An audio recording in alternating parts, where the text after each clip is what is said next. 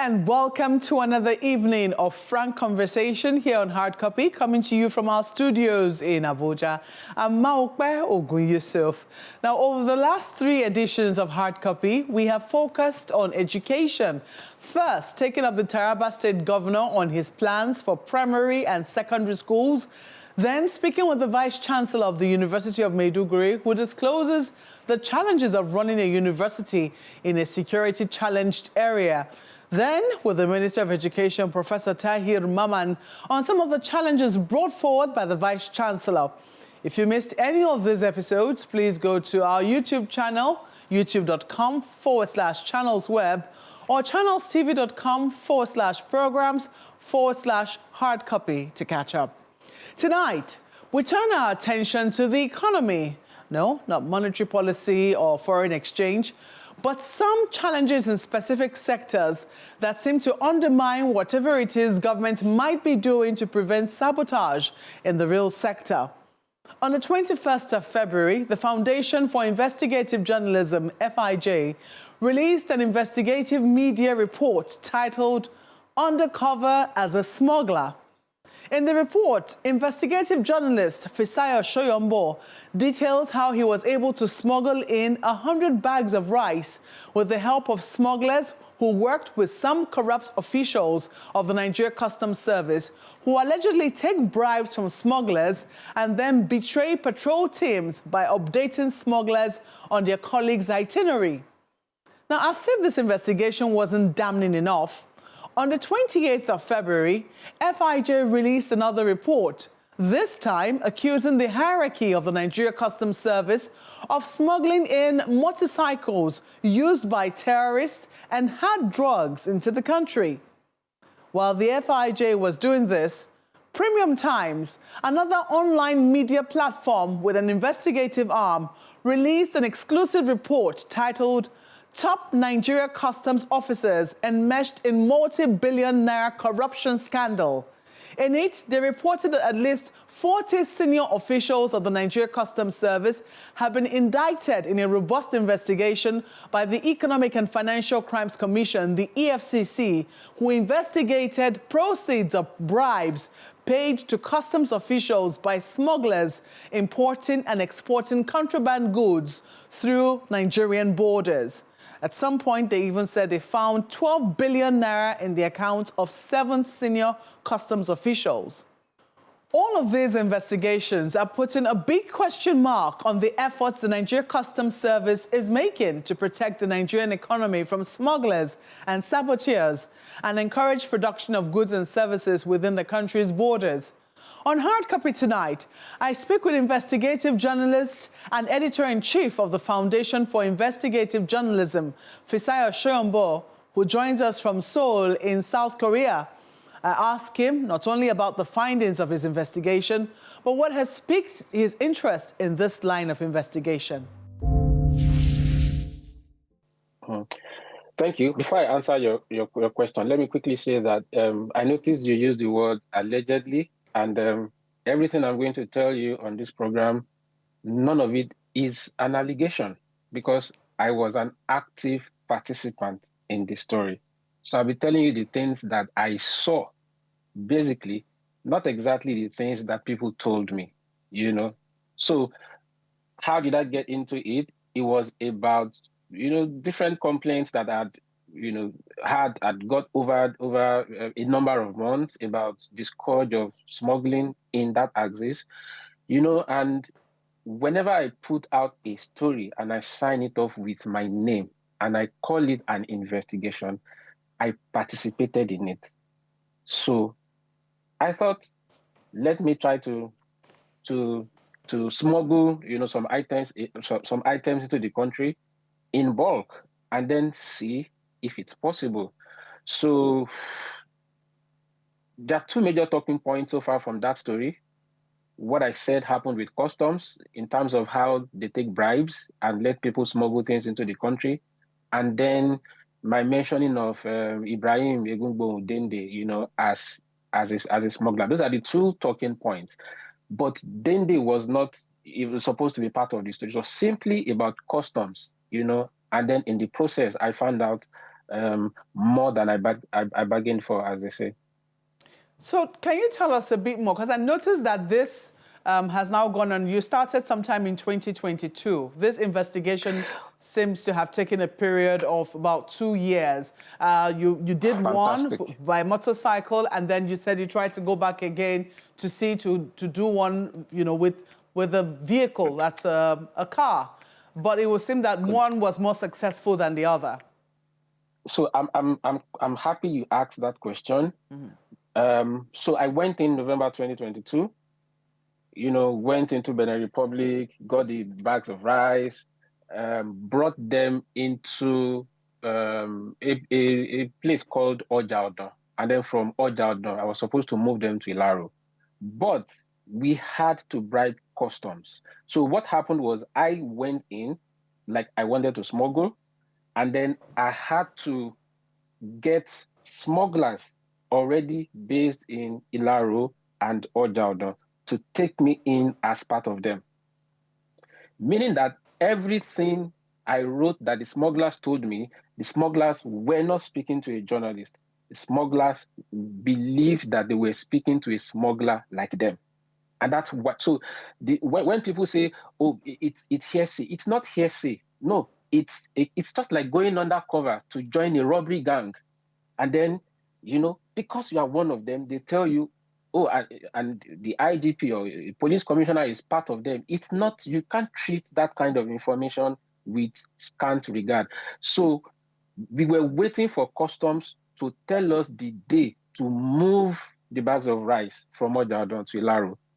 And while waiting, I had to leave the country. I had a trip planned, so I traveled, you know. So there was a wait time because the customs official who took money from the lead smuggler had not yet given us the all clear. So what happens is, if you read it in any newspaper, customs intercept 1 million bags of rice, those are people that did not bribe them. Those are people that did not bribe them. Anyone, and I say this with all conviction because I spent weeks in 3 spells to get this story. Anyone can bring in anything into Nigeria if you pay the right people. If you read any news that customs seized whatever, those are people that try to outsmart customs. If you bribe the right people in customs, you bring anything in. And when I say anything, I mean rice, I mean chicken, I mean turkey, I mean arms, I mean ammunition, I mean guns, I mean tramadol, I mean motorcycles used by terrorists in the north. These are all things that were brought in. The Nigerian customs cannot deny. They arrested IBD Dende in the second half year for gun running. They know why they picked him. Let them come out and tell us. The previous time they arrested him, they confirmed they arrested him, but they never told us what is smuggled. So how come you can tell us you seized 100 bags of rice, but you arrest someone and you can't tell us what is smuggled? And the then customs spokesman confirmed it. So yes, I did it in spells because each time we couldn't move it in on our own. If you try that, you run the risk of getting killed. As I wrote in that story, one of the smugglers that I worked with directly, his friend was killed because we were trying to move stuff through the forest, bypassing customs, not paying bribes to customs. You know, his friend who thought he had charm, he was fortified, got shot by customs and he died. You know, this particular smuggler, you know, jumped into the bush, broke his leg, it took him time to heal. So, people have to understand that when they consume the media and it's there that customs assist whatever, cocaine, codeine, whatever, those guys did not pay them. If you pay them, you bring it in. Fisayo, these are very, very heavy allegations because what it would mean, what it would mean, I can make them. Yeah, well, what it means I'm making them. Is that the entirety of, it would seem that they are no good eggs. That's what it would mean. Because initially, the impression I got when you published the report and I read it was that it would seem that some smugglers are terrified of customs. I mean, you cannot just carry the goods across, because in some instances there were hillocks on patrol. In other words, there were still people who were doing their jobs, but that there were people within the system who were corrupt, who were willing to take money and tell these people where their colleagues were, and as such, betraying the entire efforts of the Nigerian customs system. That's the impression I got. Not that the entire system itself is degenerate, but you seem to think otherwise. So both statements are correct. The entire system is degenerate in that the good eggs are few, and then they cannot deliver when they're being betrayed all the time. If you pick a customs patrol van, you know, Hilux is street lingo among smugglers. Say Hilux is coming, you know that's customs. If you pick the customs patrol van and you go to the street, and smugglers already know you are coming, what can you do? You know, there is nothing you can do. As I said, the only guys who get caught are the ones that have not bribed anyone such that the patrol team can be sabotaged. Well, I do also know that in the period of this investigation, I mean, which you also have admitted took a while for, you know, many reasons, the hierarchy of customs service has also seen a shakeup of some sort. We've seen the new CG appointed to the helm. Has there been any change in modus operandi? Nothing has changed. The new CG knows everything that is happening. You know, the biggest smuggler in the Southwest is friends with the new CG. There's a relationship. He's friends with the president. He was on the president's train to the climate summit in Dubai. He's friends with a number of governors. He's politically connected. So everyone who has the constitutional power to stop smuggling in Nigeria is aware of the depth of the problem, of the people behind it, and benefits directly or indirectly. I am making this statement. I know they are grave statements, and I'm saying them with certainty simply because I went in, I embedded with them, I spent time with them, and I know that it is impossible for that scale of movement of goods, of items.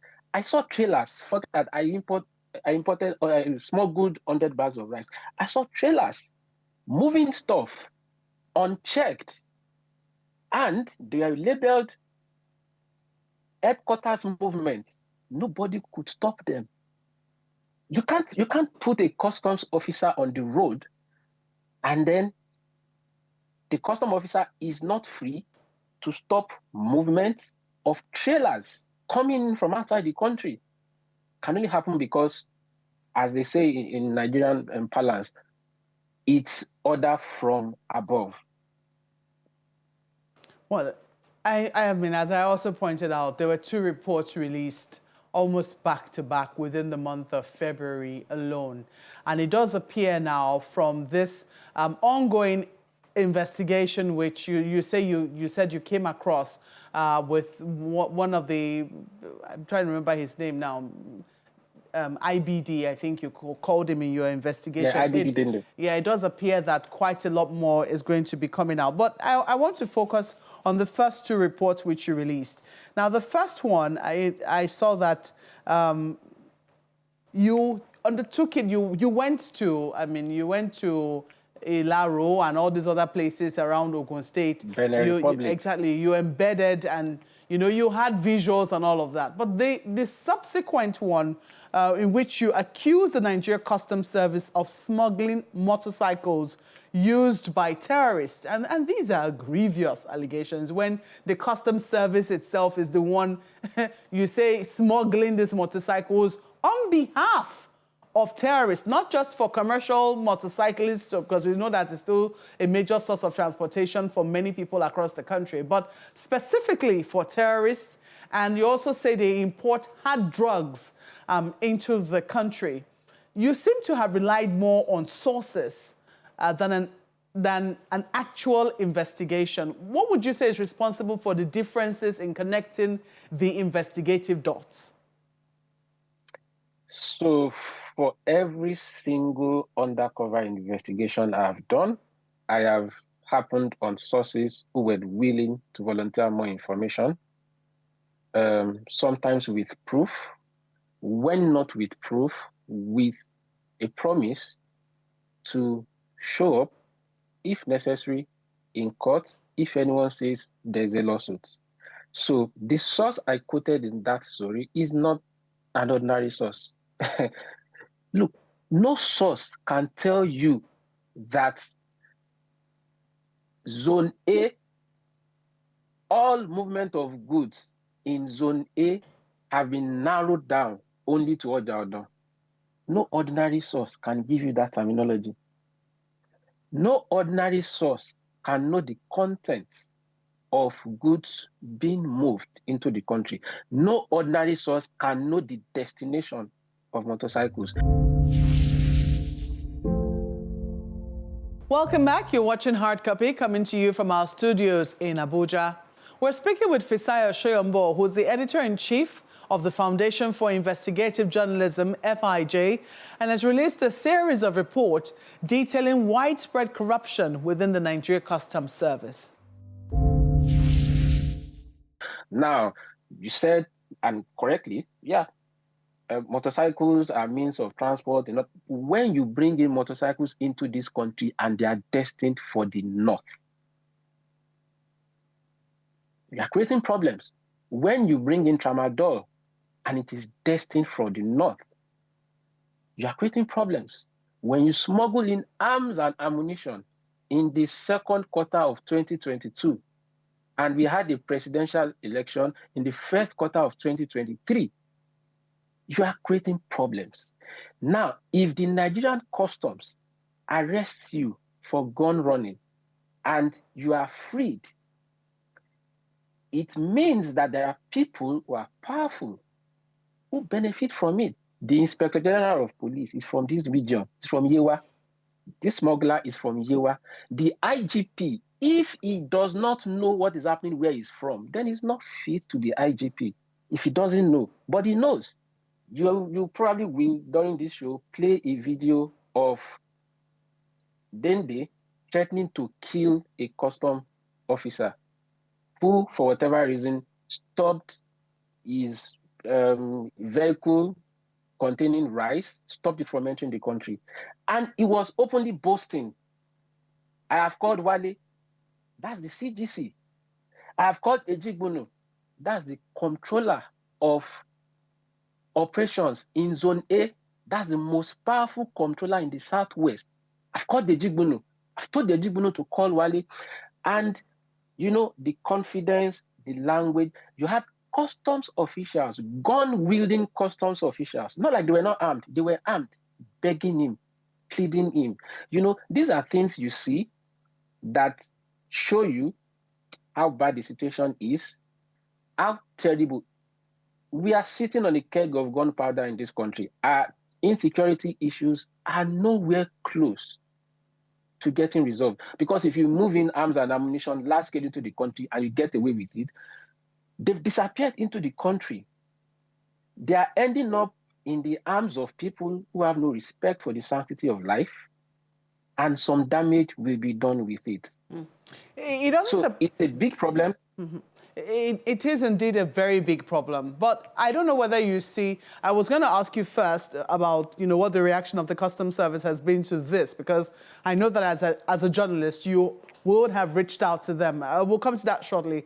But what I want to know is whether covering this and also seeing that within the same week in which you released your report, that Premium Times also released an equally damning report, but this time based on an ongoing EFCC investigation into the Nigeria Customs Service and the accounts of some senior officials in Nigerian Customs Service. So does it give you any hope that something is being done and that there is, you know, help on the horizon to try to sanitize whatever is going on within the Nigeria Customs Service? It doesn't give me any hope, and I'll tell you why. Now, I'm not quite sure of the connections of the Northern expose by Premium Times to the powers that be.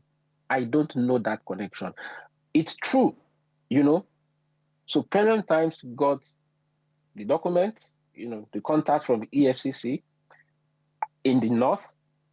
I got the legwork in the southwest. So the things I wrote in the exclusive, about getting IBD Dende getting money from other smugglers, remitting them to the customs hierarchy in Abuja. It's the same template now that Premium Times uncovered in the north, because all the guys that were found with cash, it's proceeds of smuggling. Now, but the reason it still doesn't give me any hope is that the president of the country knows this guy and nothing has been done. The IGP knows him. The CGC, Comptroller General of Customs, knows him. These are three people in their own rights, each of them acting independent of the other, has the power to stop the mess in the Southwest. And it hasn't been done. Until that happens, let's invite EFCC to look into smuggling, into customs in the Southwest, investigate the major customs officials in that region, link their accounts to the headquarters, and let's see what they will produce. Any effort that has not led to the wiping off of the perpetrators of smuggling in its dangerous economic and security form does not encourage me. It's not about telling me that, or telling the public that you have traced funds to people. No. These are the people in charge of smuggling, and you've taken them out. As I said, the Comptroller General of Customs is aware, but he still has his job. The IGP is aware, he still has his job. Nothing has changed, So all that money seen in the north, and nothing has happened to the Comptroller General of Customs. You think billions of naira can exchange hands, and then the head of an agency claims not to be aware? I don't think so. Well, I don't know what the reaction... Can you tell us what the reaction of the Nigeria Customs Service has been to your report? Before I went to press, I reached out to the spokesman, Maiwada, texted him 3 days in a row. He didn't answer. When I finally called him, he told me that, yes, he saw my messages, but I was asking to speak with the Comptroller General. It's not like I was asking to speak with him. So I had used the wrong medium. It degenerated into an argument, and I said, look, you can't... He was quite condescending in his approach. You can't speak to me condescendingly because I'm giving you the opportunity to respond. I cannot force you to respond. I only have to show that I reached out to you. It's your choice if you want to respond or not. And he kept on insisting I'd used the wrong medium. Okay, so tell me the right medium. Do you want an email? I'm out of the country, so I can't make a cellular call. What medium do you want? And he ended the call angrily. So what would you have? What would you have the people do? Because a lot of people are reading and they're very concerned. They're, also looking to the customs for some answers or for answers. They're looking to the government of the day to say, what will be your reaction? But really, what can people do? What should the people of Nigeria be demanding of their government and the Nigeria Customs Service? Number one, I'll start from journalists. Lots of newspapers published the rebuttal by IBD Dende, against me, against FID, against Arise TV, against whatever, without as much as sent one person to Ilaro to go and ask, please, who are the smugglers in this town? If you ask 20 people in Ilaro, 19 will tell you the same name. If you go to Oja, so as media, why are you giving a voice to someone claiming to be whom he is not? That's, on the part of the media. Then as people, it's not enough to read online and that's the end. Ask questions. If you want to protest to the Office of Customs, protest. Billions, dozens, billions of naira can't be traced to people, and nobody is forcing the agency to respond. The CGC did not get to his office the following day and meet a crowd of 1,000 Nigerians saying, you must explain to us what is going on. So if Nigerians are not going to take action beyond speaking on social media, then people like Customs will sit somewhere and say, you don't have to respond to them. Give them 3 days, 5 days, 1 week. It will blow over. They'll be distracted by another headline, and then life continues. It's too easy the way those who are frittering away our commonwealth, it's just too easy how they get away with it. Well, Fisayo, we certainly will be keeping tabs with you. We have to thank you for your brave work on this investigation. And thank you for coming on Hard Copy. Thank you as well for having me. Have a good evening. Well, that's the program tonight. But before we go, we reached out to the Nigeria Customs Service and got through to their public relations officer, Mr. Abdullahi Mewada, who differentiated between the FIJ and Premium Times report. For the FIJ report, the spokesperson said they needed evidence to substantiate the allegations, but said there were in-house investigations going on into the allegations detailed by the EFCC as reported by Premium Times, and they will brief the public when these investigations are concluded.